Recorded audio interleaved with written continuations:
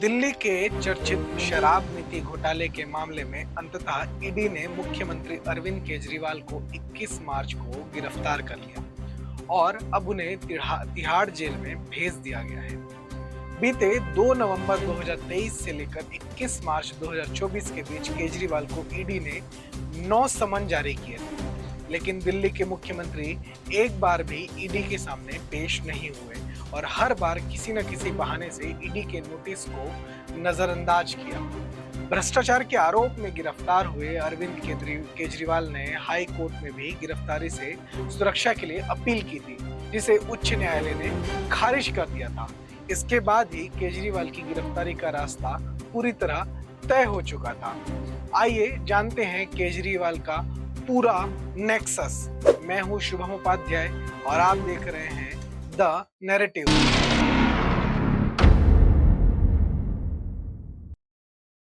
दिल्ली सरकार द्वारा लाए गए आबकारी नीति 2021-22 में अरबों रुपए के घोटाले सामने आए हैं, जिसके बाद से ही आम आदमी पार्टी के नेता गिरफ्तार हो रहे हैं।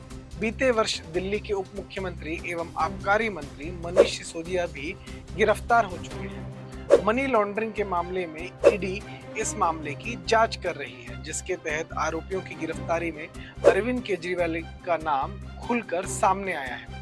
कुछ समय पूर्व ही तेलंगाना के पूर्व मुख्यमंत्री केसीआर की बेटी के कविता की भी इस मामले में गिरफ्तारी हुई है। ईडी के आरोपों के अनुसार इस मामले के आरोपियों के केजरीवाल से सीधे संबंध थे और इन्हें फायदा पहुंचाने के लिए ही यह आबकारी नीति दिल्ली में लाई गई थी। इस गिरफ्तारी के बाद पाकिस्तान से भी केजरीवाल के लिए आवाज उठती हुई दिखाई दी। हालांकि केवल एक ऐसा यह मामला नहीं है जिसे लेकर केजरीवाल को संदिग्ध तरीके से देखा जा रहा है। इससे पहले भी केजरीवाल की सभी गतिविधियां विदेशी एजेंसी और संस्थाओं से जुड़ी हुई दिखाई देती है। दरअसल केजरीवाल का अमेरिका से भी पुराना संबंध है। ऐसे आरोप लगते रहे और अभी भी लगते हैं कि केजरीवाल अमेरिकी खुफिया संस्था CIA के एजेंट हैं। इस केजरीवाल की पूरी कहानी और इसके पीछे खड़े लोगों के षड्यंत्र को समझने के लिए हमें पहले अमेरिका, CIA और उसके कार्य करने की शैली को समझना भी जरूरी है। दरअसल अमेरिका ने अपने आधिपत्य को बरकरार रखने के लिए CIA का इस्तेमाल कर दुनिया के विभिन्न देशों में एजेंट स्थापित किए हैं, जिन्हें प्रत्यक्ष या परोक्ष रूप से अमेरिकी एजेंसी CIA हैंडल करती है।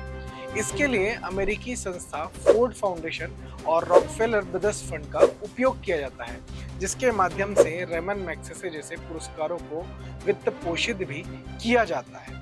अरविंद केजरीवाल की CIA से संबंध, अरुणा राय की भूमिका, NGO के माया जाल से लेकर अन्ना आंदोलन और आम आदमी पार्टी के सफर की घटनाएं न सिर्फ संदिग्ध हैं बल्कि भारत विरोधी शक्तियों का समर्थन भी इसमें देखा जा सकता है। अरविंद केजरीवाल को वर्ष 2006 में नौकरी छोड़ने के बाद ही रेमन मैग्सेसे पुरस्कार दिया गया था। दिलचस्प बात यह है कि वर्ष 2006 में ही केजरीवाल को यह पुरस्कार उभरते नेतृत्व के लिए दिया गया था। यह गौर करने वाली बात है कि केजरीवाल ना इस दौरान किसी पार्टी से जुड़े थे, ना किसी आंदोलन से, ना किसी राजनीतिक इकाई से और ना ही उन्हें देश में कोई खास पहचान मिली थी। लेकिन इसके बावजूद उन्हें उभरते नेतृत्व के लिए रेमन मैग्सेसे पुरस्कार दिया गया था। केजरीवाल द्वारा भारतीय सेना पर प्रश्न चिन्ह उठाना हो या जैसे यह कहना कि सर्जिकल स्ट्राइक का सबूत दिखाओ, एयर स्ट्राइक का सबूत दिखाओ, कश्मीरी हिंदुओं का उपहास उड़ाना हो और खालिस्तानी एवं इस्लामिक जिहादियों का परोक्ष रूप से समर्थन करना हो, इन सभी के तार भारत विरोधी शक्तियों से जुड़े हुए हैं। और यह कैसे जुड़े हैं, इसे समझने के लिए केजरीवाल और रेमन मैग्सेसे की भी कहानी समझना जरूरी है। दरअसल अमेरिका ने अपनी नीतियों को दुनिया के विभिन्न देशों में लागू करने के लिए CIA, फोर्ड फाउंडेशन और अन्य फंडिंग एजेंसियों का सहारा लिया। कोल्ड वॉर के दौरान तत्कालीन सोवियत संघ की जासूसी एजेंसी KGB भी यही कर रही थी। इस दौरान फिलीपींस में 1953 में जनरल इलेक्शंस होने वाले थे, जिसमें KGB और CIA दोनों अपना प्रभुत्व चाहते थे।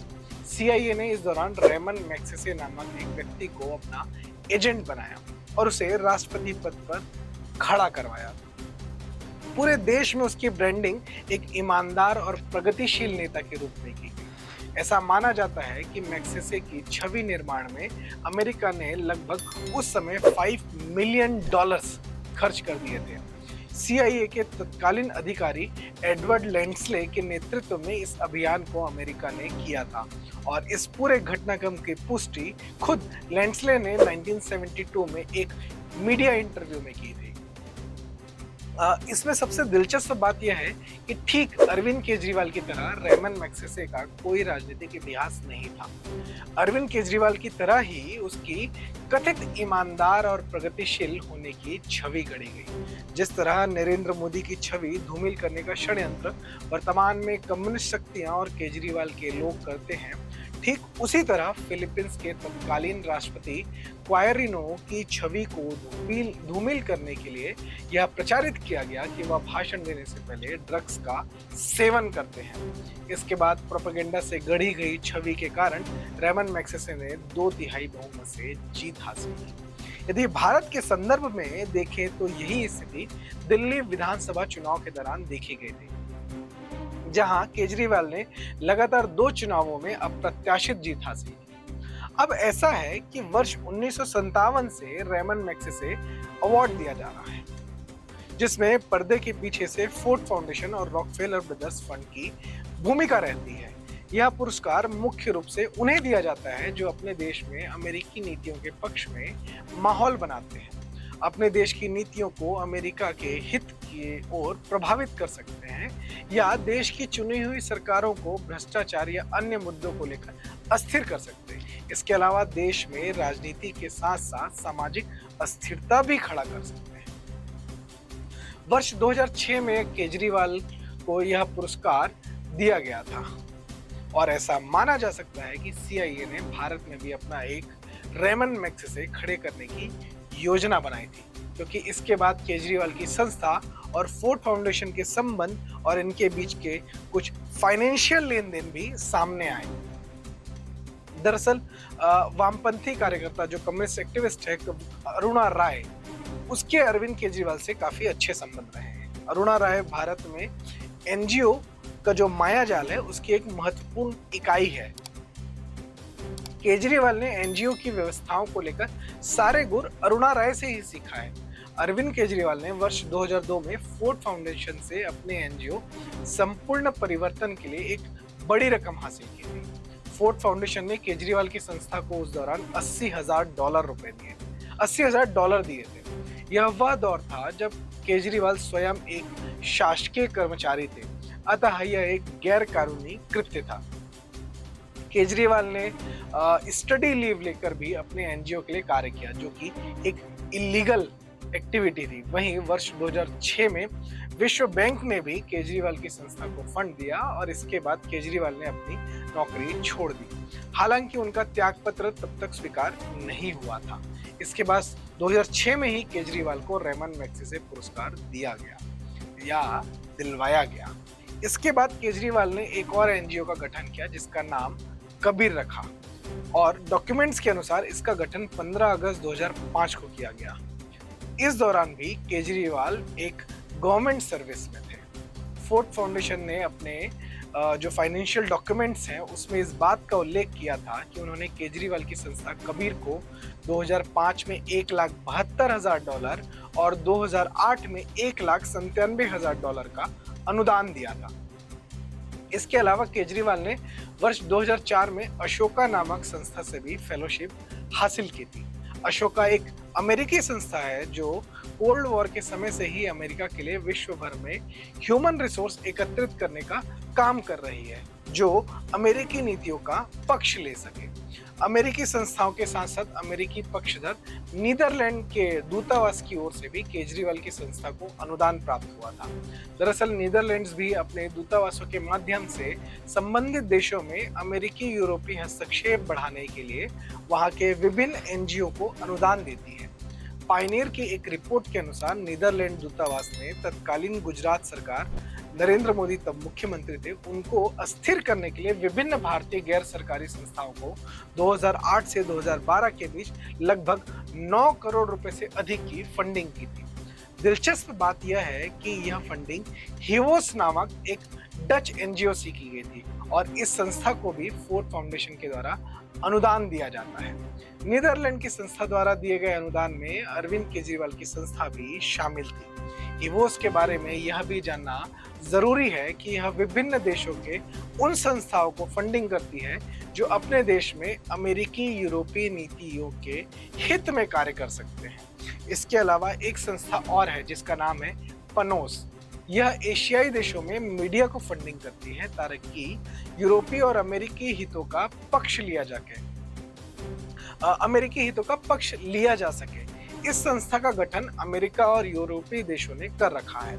अब जानने वाली बात यह है कि इस पनोस नामक संस्था में भी फंडिंग फोर्ड फाउंडेशन द्वारा ही किया जाता है और दक्षिण एशिया में इस समय इसके करीब आधा दर्जन ऑफिसेस वर्क कर रहे हैं। ऐसा माना जाता है कि पिछले 10 वर्षों में जिस तरह से अन्ना आंदोलन से लेकर आम आदमी पार्टी के गठन और दिल्ली में हुए विधानसभा चुनावों से लेकर विभिन्न राज्यों के चुनाव और लोकसभा चुनावों के दौरान मीडिया में केजरीवाल के उभार के पीछे इसी पनोस के माध्यम से फोर्ड फाउंडेशन की बड़ी भूमिका रही है। विदेशी शक्तियों द्वारा भारत को अस्थिर करने के लिए इंडिया अगेंस्ट करप्शन का चाल चला गया था ताकि केजरीवाल को स्थापित किया जा सके। इसके लिए पहले रामदेव बाबा का उपयोग करने का भी विचार था, लेकिन उन्होंने संदिग्ध गतिविधियों को देखते हुए केजरीवाल के रास्ते से खुद को अलग कर लिया। इसके बाद केजरीवाल ने आम आदमी पार्टी का गठन किया और चारों ओर मीडिया ने केजरीवाल को ईमानदारी का मसीहा बनाकर पेश किया। ठीक उसी तरह जिस तरह से फिलीपींस में मैग्सेसे को CIA ने किया था। यह पूरी गतिविधियां वर्ष 2014 के लोकसभा चुनाव से पहले की जा रही थी। ऐसा अनुमान था कि आम आदमी पार्टी इस चुनाव में एक महत्वपूर्ण भूमिका में रहेगी, लेकिन चुनाव के नतीजों ने इस पूरे षड्यंत्र की दिशा ही बदल दी। इस दौरान अमेरिकी संस्थाओं ने केजरीवाल को आंदोलन से लेकर पार्टी गठन करने और चुनाव लड़ने तक के लिए सहयोग किया। दरअसल केजरीवाल अमेरिका के उसी कल्चरल कोल्ड वॉर के हथियार हैं जिसके माध्यम से अमेरिका ने कोल्ड वॉर के दौरान विभिन्न देशों में अपनी नीतियों को लागू करने के लिए तरह तरह के षड्यंत्र रचे। यही कारण है जब देश की सेना पाकिस्तान के विरुद्ध सर्जिकल स्ट्राइक और एयर स्ट्राइक करती है तो केजरीवाल उसका सबूत मांगते हुए सबसे सामने खड़े दिखाई देते हैं। यही कारण है कि जब भारत में पड़ोसी इस्लामिक मुल्कों में प्रताड़ित होने वाले हिंदुओं एवं अन्य अल्पसंख्यक समुदाय के लिए CAA लाया जाता है तो उसके विरुद्ध देश की राजधानी में आंदोलन होता है और फिर हिंदू विरोधी दंगा होता है जिसमें केजरीवाल की पार्टी के लोग ही गुनहगार साबित होते हैं।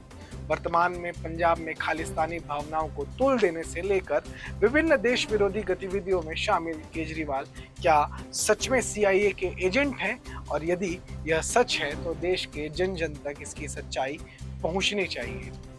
यह थी अरविंद केजरीवाल और उनसे जुड़े तमाम पहलुओं और संदिग्ध जो आरोप हैं उसको लेकर एक एक्सक्लूसिव स्टोरी। ऐसी ही स्टोरीज देखने के लिए आप देखते रहें द नैरेटिव।